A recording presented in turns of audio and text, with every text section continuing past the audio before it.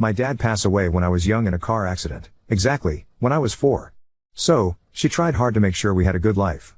My mother worked in various places, until she got a well-paying job, which is the one he currently works on. We both grew up in a somewhat conservative area where homosexuality, not that it wasn't frowned upon. There were LGBT people and they were completely accepted. But there were families who didn't like the idea of homosexuality too much. My mother grew up with that mentality. She didn't hate the LGBT idea, but she certainly disliked gay couples a bit. One time, we saw a gay couple in a mall and she said something like they shouldn't do that in public, much less kiss. During my childhood and adolescence she had several boyfriends. Her longest relationship lasted almost 5 years. I really liked that guy because we used to play Monopoly and various video games. Luckily we still talk because he is one of my mother's best friends, but they both decided to take different paths and had to separate. Now, or, months ago. A year ago, I started going to a gym near my house. She began to notice my physical changes. It crossed her mind to go to the gym with me. Until several months ago he started going to the gym, after thinking about it a lot. After months she lost a lot of weight, and improved physically.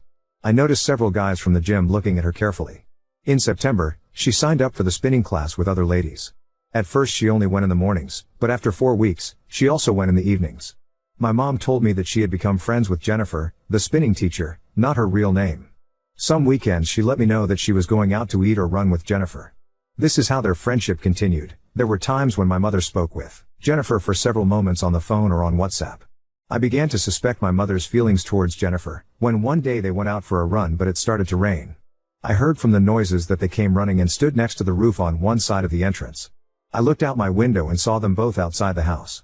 Jennifer and my mother were laughing and I saw my mother's face completely red and nervous, like when she was with her boyfriend from before. Jennifer's face was the same as my mother's. Then they gradually stopped their conversation and looked at each other. I saw my mother look Jennifer in the eyes and then shift to other parts. They both started to get closer, and for a moment I thought they were going to kiss, but they both stopped. At all that time I was sitting in my room looking out the window. Through my window you can clearly see the entrance to my house and the garden. Then my mom and Jennifer came home. I greeted them both. Jennifer and my mom looked a little uncomfortable and then Jennifer left. I asked my mom if something had happened, because her face was red. She flatly denied it and asked me not to talk about it anymore. More things happened. My mom and Jennifer's outings increased and tended to last longer. And the times my mother couldn't see Jennifer she got a little sad. But something happened at the end of November. A person we know left his girlfriend for another guy. As soon as we found out, my mother talked about it privately. Declaring how that was possible. What example was that for the children? That she would never have a relationship like that. And basically, saying bad things about LGBT people. Hearing her say this made me a little sad for her situation. Because, clearly my mother had feelings for Jennifer but she didn't seem to want to accept it. 4 days ago I went out with friends to watch a movie. My mom was going to be home because it was her day off. I told her that I would be arriving nearby in the evening. But, things happened and I had to return home early. When we arrived, my mother's car was not there. So I just went to my room and played some video games. Shortly after I saw her arrive with Jennifer. I heard some strange sounds, took off my headphones, and walked down the stairs carefully. And, I saw my mom and Jennifer hugging each other. I saw that my mom was sobbing. They both moved away and then my mom kissed Jennifer and she did the same. I returned to my room being very careful not to make any noise. 5 minutes passed, and I heard them leaving. They both kissed again and got into the car together. And in case you were wondering, I had all the lights in my room off. The only thing that was on was my computer. About an hour passed and they both returned with Walmart bags of paper, gift bags, and toys. My mother always gives toys to my nephews or the children of her friends. And yes, they were for them. My mother and Jennifer greeted me. And between the three of us, we wrapped the toys with the paper and kept others in the bags. When Jennifer left I asked my mom, not directly, if something was going on between them. My mother got nervous and denied it completely. For now my mom has not seen Jennifer, because she went to spend the holidays with her family like us. At the moment I can't feel happier for my mother. It seems like she already admitted what she feels but she hasn't told anyone. I'm going to try to tell her that I know by showing her all my support and love and that I don't care if she's actually gay. The only thing that matters to me is seeing her happy. Update 1. Some things about my mother. She grew up in a fairly conservative area, and she maintained that mentality. And to that add that she is a little religious. We moved when I was very young, to a much more liberal area, where seeing LGBT people was more common. I remember that she didn't like same-sex relationships at all, but mainly those of two women. When I was in high school, I had a friend who was bi. She had several boyfriends, but then she had a girlfriend. When my friend visited me, my mother seemed uncomfortable. She never said anything offensive to her, but, without a doubt, she could see his discomfort. Well, Now after my previous post, I asked my mom if she had some kind of relationship with Jennifer. She replied a little annoyed, "No, why do you think that? Don't go telling anyone that you think that." I didn't comment anything anymore, and only hinted that it was a joke.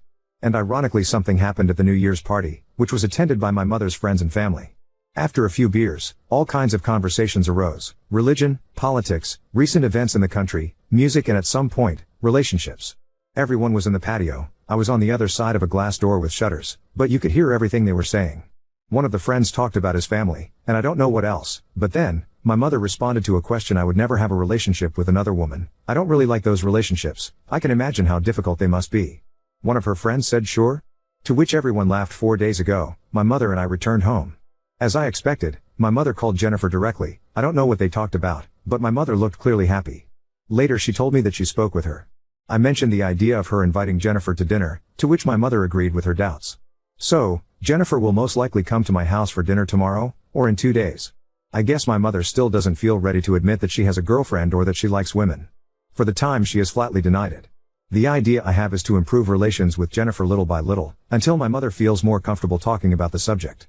And talk little by little about how I support these types of relationships, not so obvious winks, about her. Or I could wait a while, but I just want her to feel comfortable and be happy. Is this way of supporting her okay? Update 2.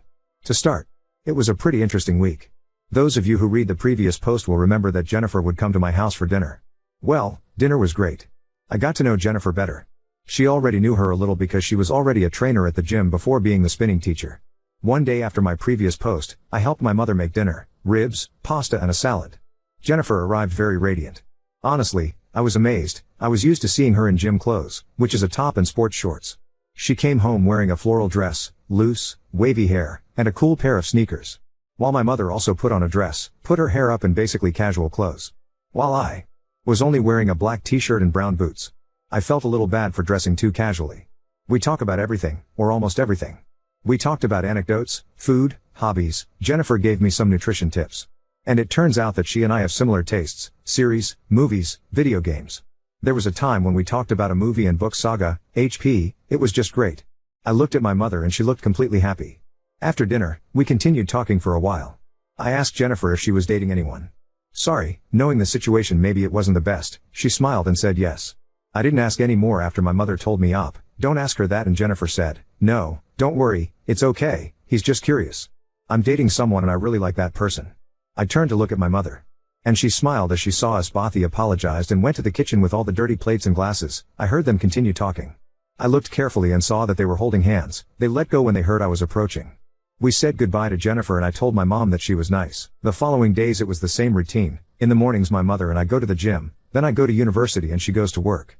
I return in the afternoon and my mother returns at night after going to her spinning class. During these days I hardly mentioned anything about that very important matter, except for one day when I made a comment about hanging out with Jennifer more. My mother agreed with that idea. On Saturday we went to a plaza to make some payments, and to buy several things. We stopped by Jennifer and it was all fun. Then Jennifer made a comment when we were carrying some things up: "Don't you want some ice cream?" Because I do want one. We went to get some ice cream and sat in some chairs. It was a pretty nice moment. I noticed that at various times my mother and Jennifer would get closer and at the same time try to keep their distance. Yesterday my mother went out for a while around noon. I bought a box of cake mix and several colorants. I made a rainbow cake so it would be ready when she returned. When my mother returned she was surprised with the cake. She broke it and asked why it was a rainbow. Then I confessed to her that I already knew about her relationship with Jennifer.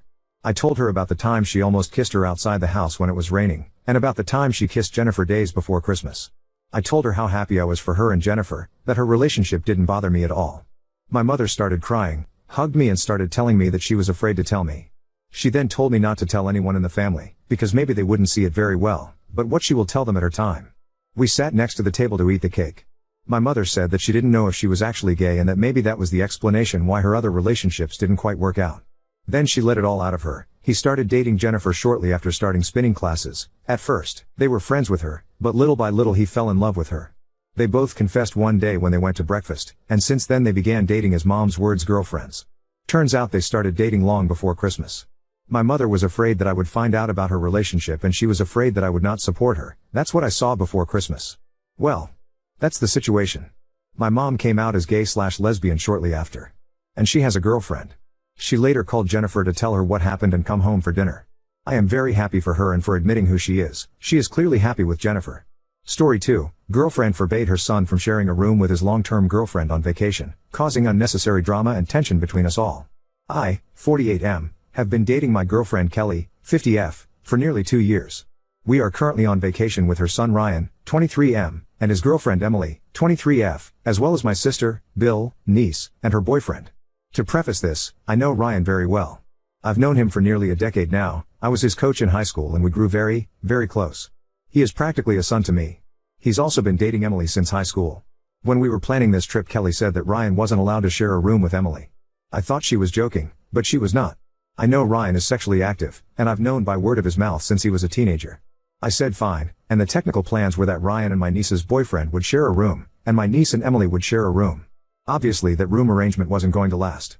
Everyone was fine with the technical room arrangement. The girls even had a slumber party one of the first nights. Ryan picked up that this was just to appease Kelly. I handed him his keys and said give the second one to whoever, and he immediately gave it to Emily. My niece did the same in giving her spare key to her boyfriend.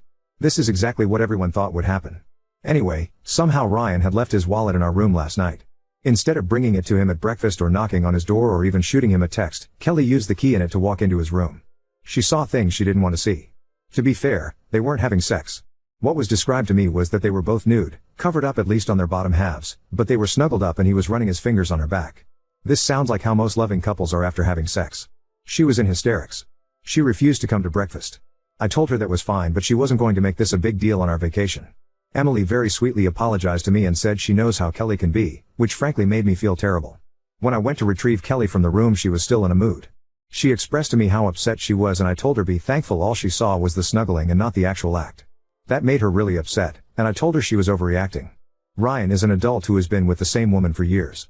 She has confided in me before that she doesn't like Emily, but frankly I've never seen her do anything wrong. She's a bit punky and Ryan is a bit more preppy, but she's a sweet person who cares deeply for Ryan and vice versa. She called me every name in the book when I told her she was overreacting. She called him a child and accused me of taking Emily's side over her. I'm genuinely concerned. I've even considered the possibility that she forgot to bring some mood-regulating medication because I have never seen her act like this, and I'm being shunned by her for being an asshole. Currently we're all sitting on the beach while Kelly mopes inside. ETA, I wanted to add some relevant information that I see asked in the comments. So Ryan and Emily live together and have for I want to say 5 years. Ryan paid for his and Emily's portion of this trip. When Kelly brought up them not sharing a room as I was booking it, I thought she was joking and just laughed. It wasn't until we were checking in and I was passing out keycards that she reminded me of what she said, and at that point, instead of arguing about it in the lobby, I said fine and handed people their keys and told them to do whatever they want. I just wanted a drink and eat some fruit on the beach. She is in therapy and is aware of her unhealthy attachment to her son. She does take medication for mood regulation, however I'm not sure if she currently has them. Update 1. Before I get started, there are a few things I wanted to clear up. I know Kelly is mentally ill, however in the nearly 2 years we've been together I never really noticed anything particularly concerning. Her relationship with Ryan has gotten a lot better both from what I can see and from what Ryan and I have talked about. As for her relationship with Emily, she was never particularly rude to her, but they've also never been close. Kelly is in regular therapy and is medicated for mood regulation. Additionally, I am very, very careful when it comes to enabling behavior for anyone, including Kelly. The reason I took her comment about them staying in separate rooms as a joke is because I genuinely thought it was a joke. That was a ridiculous statement to make. I was sitting at my desk booking the rooms, she had made that comment, I chuckled, and then we started talking about something else. I had no reason to believe that she genuinely felt that way. When she reminded me of her rule in the hotel lobby, I looked at her like she was crazy. She didn't make a scene, and frankly I was exhausted, so I just gave up and handed people the pairs of keycards and told them to do whatever they wanted, and within the hour I was asleep on the beach. I spoke to Ryan before anyone else, apologizing on Kelly's behalf. Since I've known him the longest of the young couple, I figured it'd be easier to talk to him. He was surprisingly understanding of the situation, and apologized back to me for starting this whole thing, which I let him know was a ridiculous thing to apologize for. Before I even had the chance, he himself brought up emotional incest, and said that that was something she was really bad about when he was a teenager and still needed to work on now that he was an adult out of the house. I spoke with Emily and the conversation went similarly. Ryan has always been very strict on his boundaries surrounding how his mother treats Emily, usually leaving her alone for a few days or weeks until she is able to be respectful towards her again. When I asked them both if they knew why Emily was disliked by Kelly, neither of them knew exactly. Emily did suggest that right before Ryan moved out, Kelly had walked in on them actually having sex. Her reaction was even more extreme than this one. They had just graduated high school, meaning Ryan was about 3 months from 19 and Emily was newly 18. This argument caused him to move in with Emily's family, which according to Ryan was extremely tough for Kelly. That event practically thrust her into needing to deal with her attachment issues and trauma, because Ryan told her he would no longer be in contact with her unless she started going to therapy and working on herself. The day of the post, Kelly was able to get an emergency appointment with her therapist. After that, she had calmed down significantly and I was able to actually talk to her. While the whole talk was far too personal for me to go into detail about, I want to talk about a few points. The first thing I asked was what the actual hell was going on. While her unhealthy attachment to her son is at play, she told me the situation was triggering and sent her spiraling, then referenced the circumstances regarding Ryan moving out, which we had never spoken about before. She has a lot of trauma surrounding being a single mother, and certainly has abandonment issues.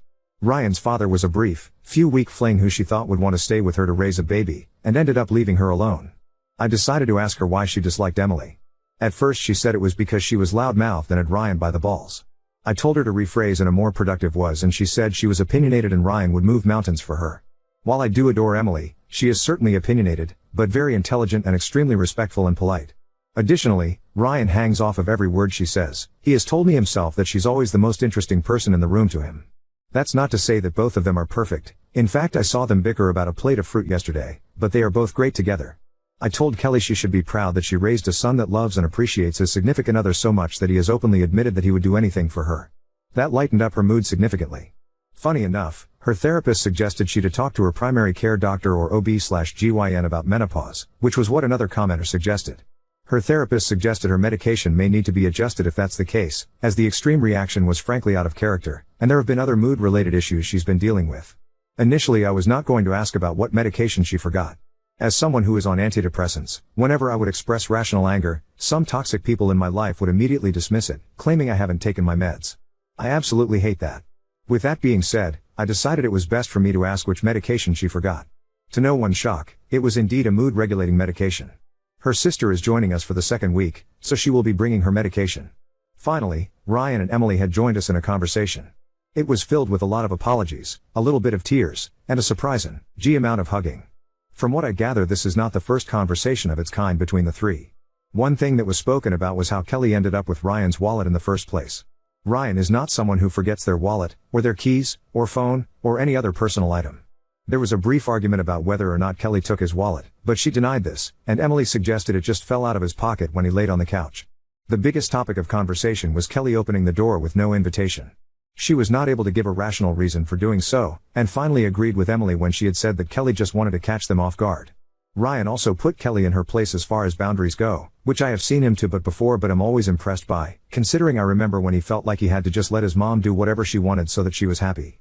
Kelly accepted responsibility and spoke rather openly about her conversation with her therapist, which led to a lot of compassion and understanding from Ryan and Emily.